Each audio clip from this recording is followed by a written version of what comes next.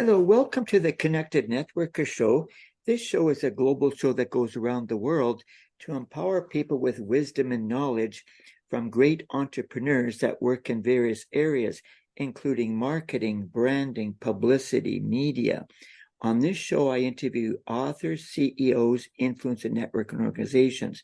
Today, I have a very special guest, Jill McAbe, and I'm just going to read her bio to you here. Jill McAbe is an author and educator specializing in helping purpose-driven businesses create authentic brands and businesses that enable work-life balance. She's a serial entrepreneur and has built multiple multi-million-dollar businesses. She holds an MA in leadership, as well as certification in executive coaching, team coaching, and change leadership. She has over 10,000 hours experience working with entrepreneurs and leaders from around the world, and more than 20,000 students have taken her online business productivity courses. In 2018, Jill established Boom You, a training company focused on inside-out business and branding programs. Her work has been recognized by Forbes, Fast Company, Entrepreneur Magazine, Authority, and Thrive Global. She's appeared on numerous top podcasts and radio shows and has her own podcast, Thinking Vitamins, where she re-examined ways of thinking that are not helping us live happy, purposeful, prosperous lives and offering ways of thinking that do. Her first book, It's Go Time, has been a multiple-time international bestseller. Her newest program, True to Brand, helps purpose-driven entrepreneurs create authentic messaging and marketing strategies to thrive in the age of AI. Okay, so Jill, welcome to the show. That's quite the bio you've got.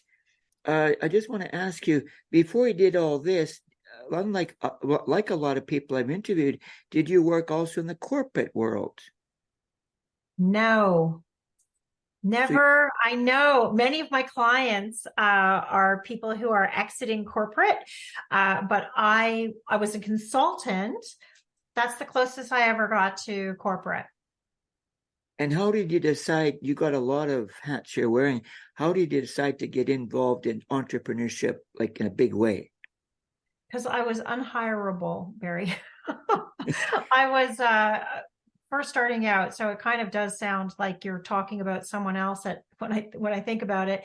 But I was not a good student. I'm dyslexic. I was a high school dropout, and I was actually in theater and film. So I was in the arts. I tended to do better at that. And I left high school sort of not really struggling to fit in. And I eventually, I'm just going to get my dog. Okay, Oh, you got a dog. I love dogs. I got a dog who's kind of wanted attention. And I eventually, my first business was a restaurant, and it was in Toronto. I'm in British Columbia now in Canada, and I was not the chef. I managed it, but it became internationally renowned. We were very passionate, and it did quite well. And it was from selling that I ended up, after 7 years, ended up selling that to figure out what was next. And I fell into operational consulting because the clientele of the restaurant, a number of them had witnessed my ability with business operations and said, come help me with my business. And I thought, I don't know anything about your business. Like, I'm a dropout who is good at a restaurant. What do I know? I was in the theater. I really felt like, are you crazy? Why would you want me to help you? And they said, Jill, your team has been with you for, 6, 7 years, the whole time. This is a well-oiled machine. It was a high-end, like, you're an amazing leader. And I went, no. And so I was kind of cajoled into my first few consulting jobs that, one was in .com. That's what it was called back then. And then another, then like construction and manufacturing and other types of retail and other types of hospitality. So I really fell into it. And the Master of Arts in Leadership is something I did. I got in based on my life accomplishments because, I had eventually finished high school, but I hadn't had a BA level degree, but I had at this point helped I mean, at this point, I had helped people create almost 100 million. So I was allowed into Master of Arts based on my kind of like street cred. So you mentioned that you hold an MA, that's a master's That's a master's degree in leadership. from university then? Yeah. Okay, so you did. I'm surprised because I didn't think when you dropped out, did you say you dropped out of school that High you school. couldn't get into university and get a degree? I finished my high school and Oh, they made special accommodation because I had had tons of letters from clients saying she is a brilliant business developer, leadership developer. And I had, an internationally famous business. So they normally know, but it was like, yeah, I had street credibility. And so there was like a bunch of things that I had to meet in order to get let in. Yeah. so you say you came from Toronto. Was it the Toronto that you started to branch out beyond the city? You're worldwide now. So when did you Yeah. branch out that big? I started putting courses. One of my ways of helping businesses grow, which was different than a lot of consultants. So a lot of consultants would come in and evaluate the business and then provide recommendations. My system was quite a bit different. We would look at why people weren't being empowered because my skill sets were with leadership already. And that was having a clear and compelling vision and sort of differentiating values, really deeply embedded. And then I would do skills training, productivity training to enable teams who were not as productive as they wanted to be. I would show them sort of performance skills to be more productive. And this empowerment, as well as this productivity, was my sort of approach. And I took those trainings online before COVID. So prior to people even knowing what Zoom was, I kind of unplugged and started teaching online. And that gave me access to sort of a world market that I hadn't had before. And is there certain demographics or kind of business that you sort of work towards and help? 100%. Over the years, I was all over the place, as I mentioned, manufacturing. So like, I was just like, I had no idea, but ultimately it's not wise in business to have no idea who you're serving. So now my specific niche market is typically people who have very highly thoughtful professionals and entrepreneurs who have experienced an existential crisis about sort of meaning of life and or their role in it. And they want to create a purpose-driven business.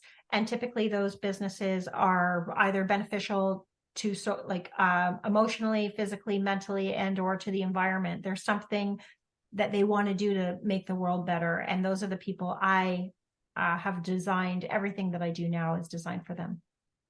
And you sort of go after certain types of countries too, like Asia is very intelligent, or certain countries you want to make sure they understand English very well and stuff like that.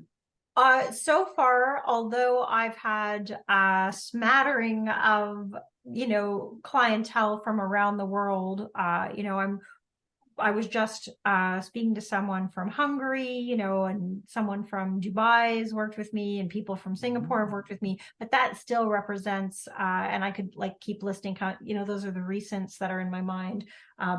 Bosnia is another recent one. These are places where I will get like 5% of my clientele. Definitely the majority of my clientele are Canadian, and then the next market would be American. So do you actually market your business locally in the Vancouver area then, like advertising posters or on social media to get the word out about what you do? So the question is, how do I market? Mm, like A lot locally of in marketing Vancouver. comes from doing talks. So I do talks for universities, and I teach about performance and or how to do brand messaging that increases marketing ROI. So for me, a lot of live talks is the way to go. I also have an event called Free First Friday Fireside Chats. I just completed one before coming on this call, and that's open to my community where people, consultants and coaches and, alternative medical practitioners will come on and talk to me about building their audience and or being differentiated, how to differentiate themselves. And they'll come to me to talk about, how to get their services selected, basically. And that's free once a month. So that's a marketing thing. And then I have a book, my book, It's Go Time, has been an international bestseller. So people will find my book and then learn about me. And it's been a multiple time international bestseller. And then I have a bunch of courses online that teach productivity. One that's very popular is Get Unstuck, Beat Procrastination for Once and for All. It's got, thousands and thousands of students in it. So sometimes, and I have a very science-based approach. So people will sort of find me because it's not your usual typical advice on procrastination, and that will get them to follow me. So these are, like we all do. We do a bit here, we do a bit here, we do a bit here, and things come together. So can you tell us a little bit more about your book? Like, how do you get the title, It's Go Time? What's that referring to, go time? Well, it is referring to the fact that it is a productivity system for service-based businesses, but it is actually referring to the double meaning of it's time for me, I've got to do something, but it's time for me, I've got to stop doing something. And that's around the existential crisis, Barry. A lot of my clients have either had a personal illness that has caused them to reevaluate their priorities and what they want their life to be about. Just turn off these bleeps. So a lot of my clients, they've had, either a personal illness or they can't be a part of a corporate environment that is so draining. I like to say, there's people have said to me, like, my soul was screaming at me, like I couldn't be a part of this problem anymore. And so It's Go Time teaches the order of operations to build a business based on your purpose. So it first shows you how to find your purpose, and then it teaches a formulaic approach to building businesses faster, because a lot of people throw themselves, they're all over the place. And when you're one person starting a business, that it's almost impossible to succeed if you approach it that way. So because of my operations mindset and background, I created hey, you're just one person, but you still have an optimal order of operations. And by focusing on the right thing at the right time, you'll be more effective with your time and build that better life. And I noticed that a lot of people during the COVID crisis lockdown got caught off guard. Have you encountered people that said, I survived COVID or almost didn't survive COVID, and how can you help me because I'm in really bad straits with loans due and all this stuff? I don't take clients in that position for the reason that, first of all, I teach, some of my courses are not me taking clients. People can just go sign up, but I do encourage in my pre-sale materials. I'm probably one of the only business development people out there who say, really think about if you should be starting a business right now. In chapter 6 of my book, It's Go Time, I do speak about when to start a business. So one of the things you'll see a lot of business coaches out there sort of say, start a business with me. I can get you 5,000 or 30,000 in, a few months. And I can do that too. It's actually pretty easy to start a business and get someone to 5,000 to 30,000 in a few months. And I have a program, Ignite, that does that. The trick is the strategies that you use to sell a business when you're brand new are only one-time strategies. They're not really repeatable that many times because you're usually just reaching out to your network and people who know you, and you're kind of like, hey, do you want to do this? And some people say yes. But to get to your next level of audience, you have to convince strangers that they should give you money. And convincing a stranger to give you money is an order of magnitude harder. And that's where you start to understand the power of a repeatable system for bringing you clients. And you ask me, what's mine? Mine's giving a talk. When I give a talk, I get clients. People are like, I love what she has to say. They reach out, they take the next step. And some percentage of them do business. So if someone's coming to me like you described, Barry, in that, like, oh my gosh, COVID took me by surprise, what am I going to do? That leads to a desperation that when it comes to service-based businesses that are about empowering others, which are my niche, it leads to something called, I've heard it called commission breath. Like the desperation for the sale is so high that it can almost push potential clients away. And I don't think it's wise to start a business from a state of desperation, because a business, no matter if it's one person or lots of people, takes investment before, even a restaurant, right? You're putting $1 million in before you see money back, or you're putting $500,000 in. Even independent businesses have to have investments and development and growth, and it takes 3 to 5 years. So I prefer somebody has a stable income, builds their business on the side correctly, using the order of operations until they no longer require. So I'd almost say just get some crummy job that pays you so you don't have to think about it, so that you can take your few hours a day. You do some quiet quitting, I think it's called, right? You can take a few hours a day and build your business on the side, but you're not freaking out about where your bills are going to come from. That's not who I don't encourage that. One company in the city here, he actually runs a chain of shawarma con restaurants.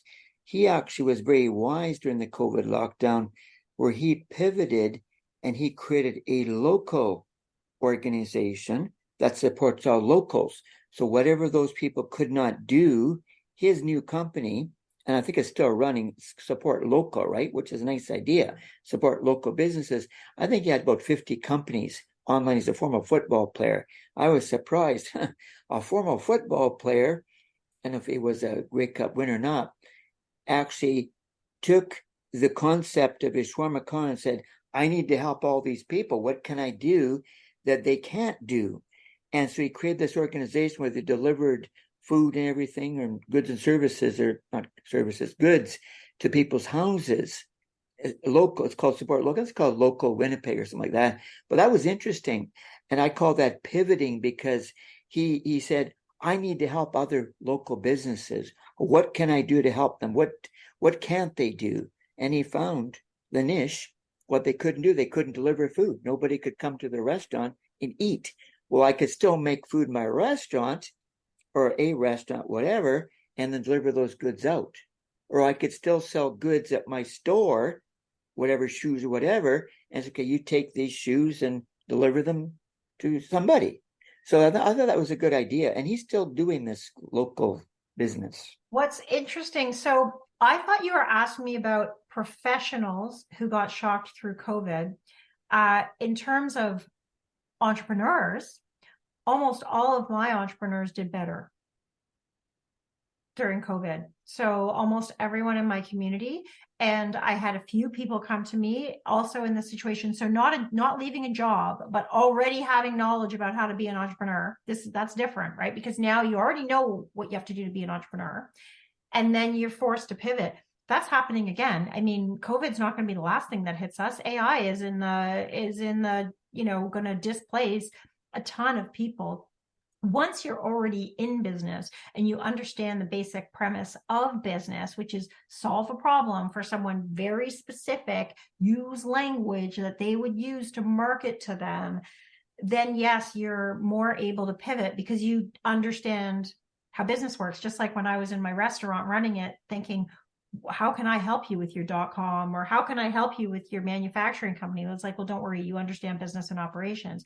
At the time, I didn't believe that about myself, but through many successful projects came to understand that businesses do have a lot in common. So I do think pivoting a business when you already know how to run one is almost essential. In fact, very few businesses that stand the test of time didn't pivot. Most people find a better problem to solve as they go along. So that guy sounds like a smart guy. Yeah. Another thing too, I noticed when I worked with a restaurant many years ago, they asked me to do a video production for them about, I'll call it an experiential video.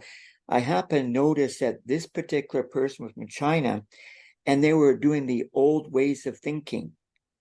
And I said, well, if you're doing the old ways of thinking, why would you want a video created to market your restaurant and a website?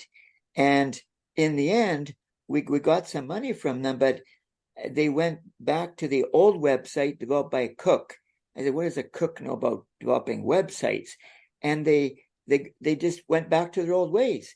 The menu in the restaurant, no Facebook, no QR code, nothing like that, right? So they were old technology thinking people.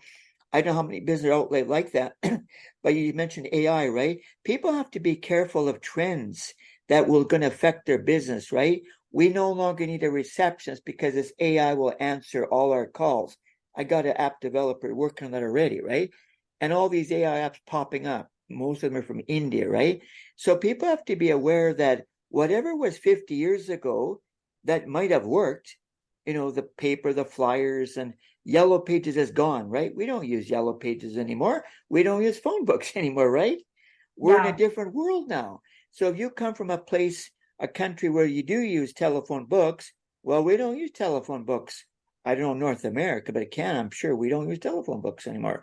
So I think some companies don't understand that you have to put away your old way of thinking and start thinking the 21st century. We're using cell phones and internet and text messaging, right? All this stuff, and AI is coming soon, right?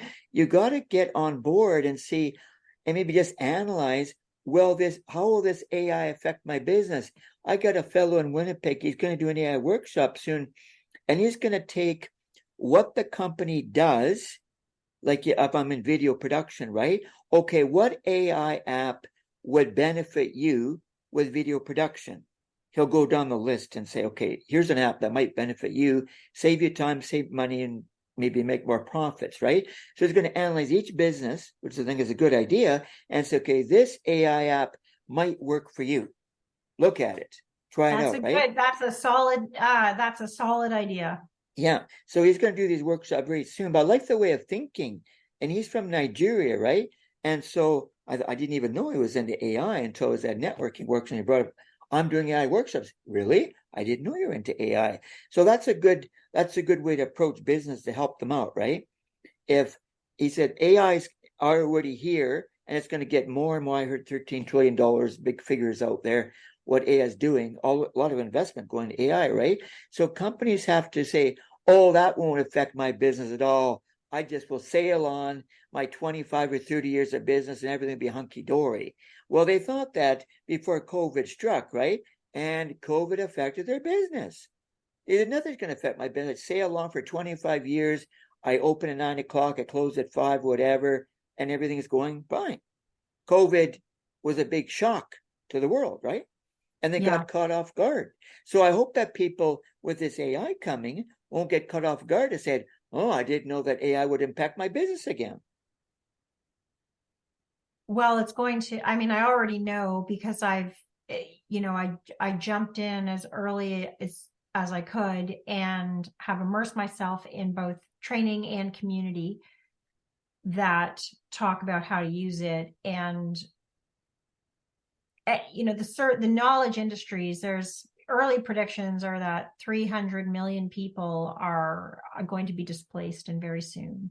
So the nature of jobs is changing. The nature of certain industries is absolutely changing.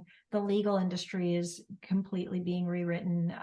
Like there are industries that are in the process of completely changing. And, some people will use AI to create automations and simplifications.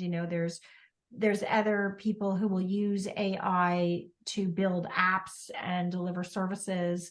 I've been creating, there's already in almost finished, Ask My Book Anything AI chatbot. I have an ecosystem of courses for professionals and entrepreneurs who are purpose driven and from beginning a business right through to growing. And we're building chatbots. Like I have hundreds of hours of training in these different courses. Like there's a whole, and then productivity and all of that. And so putting chatbots on them. And so that just makes it more, that's me thinking about the user experience. Because sometimes when we ask like OpenAI a question, if you're an expert in something, often that the answers are pretty not great. They're the kind of lowest common denominator answer you can get, which is good if you know nothing, but it's certainly not at the expert level that an expert would be able to answer at because it's taking an aggregate of knowledge, and an aggregate of knowledge is not the best knowledge, right? So that's anyway, there are people who are certainly, and I'm one of them, saying that, I pretty much think that my grocery store might not have to do much to keep getting my business, and my plumber might not have to do much to keep getting my business, and my hairdresser might not have to do that much. But I will say that most industries will have to pivot or they will not be relevant. Yeah, that gets me thinking about, I wonder why companies like to say, I'm going to do it the old way. I've always done it in life and I don't want to change. They're always scared of that word change. I don't want to change. I'm happy with what I'm doing now. It's working. I'm getting customers in my place, buying products or services, whatever. And then along comes COVID and said, okay, everything's changed now. You got to change, because if you don't change, maybe when you reopen back up again, you're not going to have any customers. They're afraid to go to your place. Well, there are phases of doing business. So one of my, from my background in consulting and, now developing businesses for well over a decade, the early phase, like this is the point. Sometimes we're looking for advice, right? How do I grow my business? But if you were to ask even marketing advice, to answer that question before you say what phase of business are you in is not going to yield a good answer, because how I market my business if I'm 1 year old, 5 years old, and 10 years old is a different answer. And so the trick is what you're talking about, people doing things the old way, which I agree, and it's working. That's the part where my spidey senses say, I doubt it. Because first of all, if you have a business that's working the old way and it's working, well then hallelujah, go. Do it. I'm in an area that has very low access to alternative medical practitioners. And so you see things like osteopaths and chiropractors that you can't get into for years. I'm not going to go and try to help you change your business. Like you clearly, you have decades on the books. You don't have to worry about it. But very few people are in that situation. What I find more is that people say, I'm fine with how things were, but their sales have either flatlined or started a slow decline. And so they're now, instead of thinking about how am I getting new sales, they're now tightening the belt. And they're going, well, how do I save money? How do I save money? How do I save money? Because I don't have enough money. That puts them in a scarcity consciousness, and that scarcity consciousness keeps driving things down. So I would argue that there's most people who are saying old way are actually not necessarily increasing. If they are, then they should keep going. But if they're actually seeing a slow decline, they should be very, very like, because as a consultant, I always got money coming in first, always get beans to count, and then count your beans. Right. And so instead of like just coming and slashing like a CFO, we would always be like, okay, let's get sales flowing. And then let's get, and then also you do need to manage how you're spending money, but you have to have money to spend. So what kind of tips might you give to businesses out there? Like we just have about 5 minutes left or so, to make sure that they get on the right track. So what specific kind of businesses? And like entrepreneurs or, small entrepreneur places, maybe they're starting a new business or they're trying to get their business going in the current trends of what's happening today. Okay, yeah. So I'll speak to that. That's a great question. I'll speak to that entrepreneur who's trying to understand what to do in the current trends of today, which are definitely kind of preparing ourselves for a whole new way of business. I think the very first thing I would do is start learning AI. If, like you mentioned, a fellow who's going to be running workshops, I would get yourself into as many of those workshops as you could. Just simply start to educate yourself on what this tool can do. The first thing that I did is I started joining Facebook communities, and then I got into like a kind of an elite, eventually through a networking group, I got into sort of a private entrepreneurs across the globe community. And then I was at a conference, and there's a guy who's actually been advising the banks, and he has a community. And then, so, you'll end up stepping up in your communities that you go to. But the first thing you want to do is, what can this do? What are the options? How are other people using it? You don't have to decide what you're going to do with AI first, but to put your head in the sand, I think would be a big mistake. You don't want to be the last one figuring this out, particularly because AI is an amplifier. It's an accelerator. The other thing, and this is closer to my work, and I'll say it quickly, but AI amplifies and can speed you up, but it can speed up disaster as well as success. And that is why I am focused on brand message. What are you saying? Because if you don't have something clear to say, and AI is amplifying a mucky, murky message, you might actually create more resistance to doing business, because people don't want to hire people who they think are risky. And if the message isn't clear and it's a little distributed and it's all over the place, people will get a sense of fear. We tend to trust people who are consistent. You can actually be consistently a jerk, consistently a nice person, consistently whatever. We actually trust someone who is what they are. And you can think about your own life. So I would say not to use AI like a firing hose that you can't hold on to, if you don't know how you're going to focus that. So figure out what you want to say, then amplify. So learn about it. And then if you're going to use it for marketing, don't let it market for you, or that's could make you invisible. Yeah. I'm kind of wondering too, because AI is sort of semi-new, what universities, college, or educational institutions are actually teaching AI out of the IT department, because they would eventually get into that area. But I know they're way back when with their books and everything, right? So they take a long time sometimes too, right, to upgrade to the current trends. I know they do VR and AR in schools and robotics, but I'm not sure this AI will go into the curriculum of university colleges or professional education. I happen to know several people in that world in business schools, and I think they're going to be scrambling to put some stuff together. You can't not.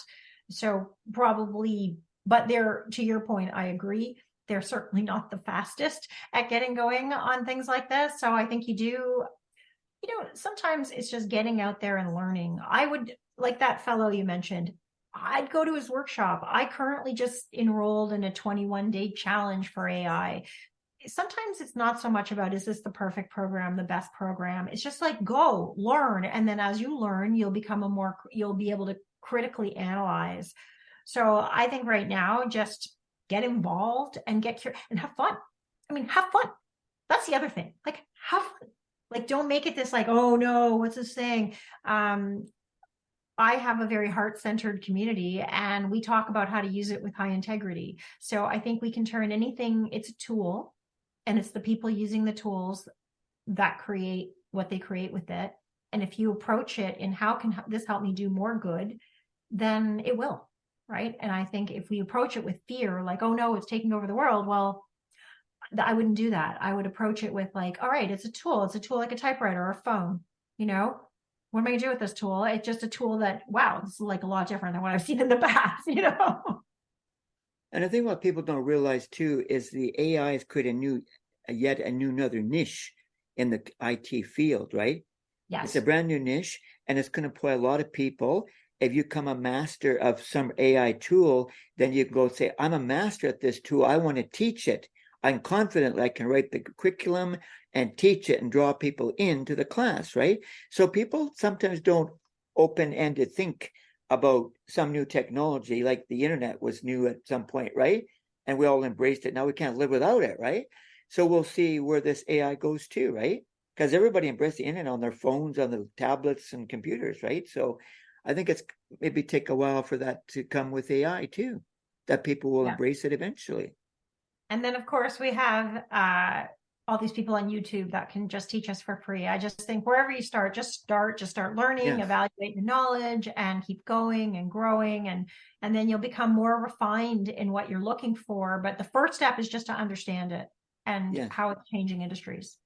So in the final moments we have, can you just give us some website, or you said you're on social media, how people can connect with you? Thanks, Barry. My website is the best place, jillmccabe.com. There's one C in my last name, McCabe. So JILLMCABE.com. I have tons of free resources. My podcast, you can download my book, my best-selling book for free. My latest things that I got going on are there. So that's definitely the number one place to go to connect. And if you are on LinkedIn and you listened to this podcast and there was an idea that you enjoyed, by all means, let's connect on LinkedIn as well. I'd like to thank you very much, Jill, for talking to us today. We had a good, enlightening conversation about your restaurant world, your entrepreneur world, your AI world, and all that stuff. And thank you very much for taking time out to talk to our audience.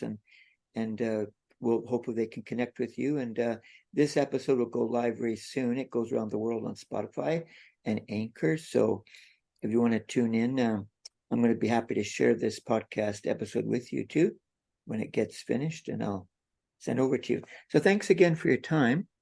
Barry, thank you very much for the conversation. I will certainly share the episode as well. I've watched your other episodes. I really like them. So I'm looking forward to seeing this. Okay, well, thanks again. You have a great day. You too, Barry. Bye-bye. Thank you.